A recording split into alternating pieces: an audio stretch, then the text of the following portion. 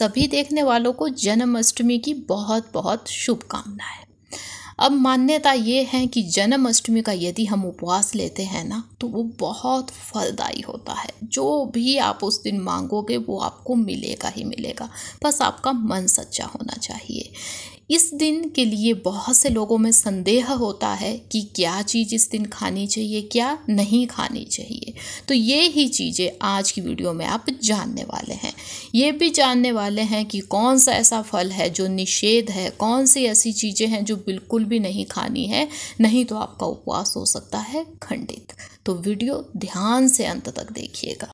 तो आइए सबसे पहले जानते हैं ये कि हमें क्या खाना है या क्या पीना है इस दिन।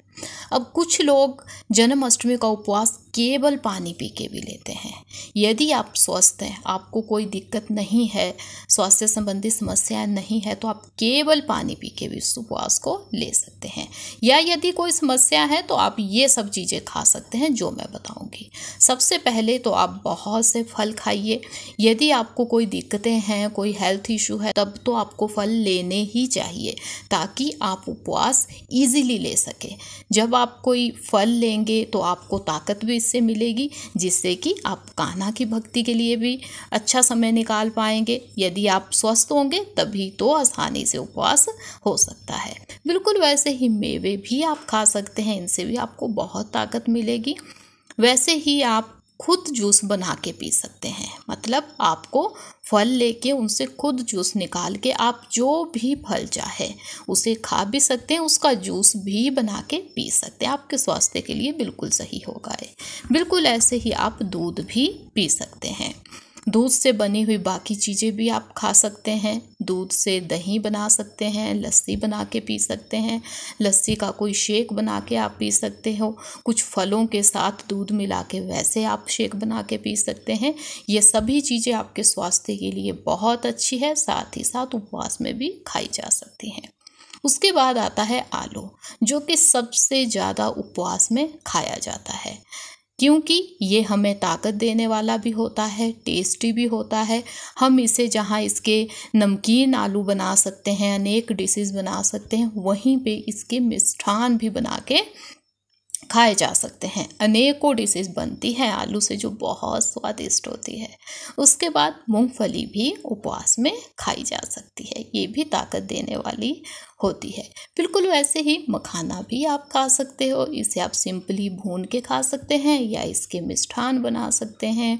यह जो मखाना है इसके नमकीन चीज़ें भी बनती है। यदि आप नमक खा लेते हैं तो नमकीन चीज़ें भी इसकी बना के खा सकते हो। बिल्कुल वैसे ही साबूदाना भी खाया जाता है। ये भी हमें बहुत ही अच्छा होता है स्वास्थ्य के लिए यदि आप इसे उपवास में खाते हैं। आपको ताकत भी देता है। यदि तो आपको लगता है ना कि आपको वीकनेस हो जाती है उपवास में, तब तो आपको ये बना के खाना ही चाहिए, क्योंकि इसके अनेकों डिशेज बनाई जाती है उपवास में खाने के लिए। जहाँ नमकीन डिशेज अनेकों बनती है, वहीं इसकी स्वीट डिश बना के आप खा सकते हो।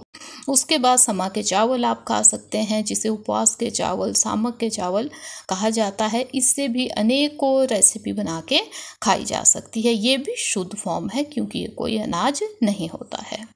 उसके बाद आते हैं आटे, जो उपवास के लिए विशेष आटे बने होते हैं, क्योंकि ये किसी अनाज से नहीं बने होते हैं।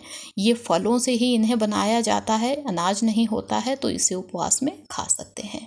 यदि आपको कोई हेल्थ इशू है तो आपको ये चीज़ें खा लेनी चाहिए। इससे कोई मतलब गलत नहीं होता है इसे उपवास में खाना। यदि कोई दिक्कत है तो बेझिझक इन्हें खा लीजिए। उसके बाद आप खा सकते हैं सेंधा नमक। उपवास के लिए केवल सेंधा नमक ही एक ऐसा नमक है जो यूज़ किया जा सकता है। तो ये तो थी वो चीज़ें जो आप खा सकते हैं। अब जानते हैं ये कि आप क्या नहीं खा सकते हैं। तो जो चीज़ आती है सबसे पहले, जिसे खाना निषेध माना गया है जन्माष्टमी पे, वो होती है खीरा या ककड़ी भी जिसे कहा जाता है। इसे बिल्कुल निषेध माना गया है क्योंकि ये पूजा में यूज़ की जाती है। कान्हा के तो इसे नहीं खाना है। वैसे ही आपको नॉन वेज यानी कि मांस, मीट, मछली जो होता है वो भी नहीं खाना है। उसके बाद जो अंडा है उसे भी नहीं खाया जाता है। अंडे की से बनी हुई कोई भी चीज़ हो वो आप उपवास में नहीं खा सकते हैं। उसके बाद आता है लहसुन प्याज, क्योंकि ये होता है तामसिक चीज़ें यूज़ नहीं की जाती है उपवास में। अब या तो उपवास है आपका तब भी नहीं खा सकते हैं, या यदि उपवास भी आपने नहीं लिया है लेकिन यदि आप लहसुन प्याज या मीट अंडा ये चीज़ें ना खाए तो भी आपको ये जो जन्माष्टमी है वो फलदायिनी ही होगी। बिल्कुल वैसे ही यदि आपने उपवास लिया है तो अनाज तो आप खा ही नहीं सकते हैं, क्योंकि उपवास में अनाज तो आपको खाना ही नहीं है, जिसमें गेहूं आती है, मक्की आती है, चावल आते हैं, बहुत से अनाज है वो आपको नहीं लेने हैं। उसके बाद आता है कि हमें जो नशीली वस्तुएं होती है, जिनसे नशा होता है, चाहे वो पेय हो या कोई दवाइयाँ हैं या अनेकों नशे हैं, वो आपको इस दिन नहीं लेने हैं ताकि शुभ हो सके ये दिन। तो ये चीज़ें नहीं खानी है। पैकेट बंद कोई भी चीज़ें आपको नहीं खानी है। यदि आपका उपवास है, विशेष ध्यान दीजिएगा, तो पैकेट बंद ना आप जूस ले सकते हैं, ना कोई चिप्स ले सकते हैं।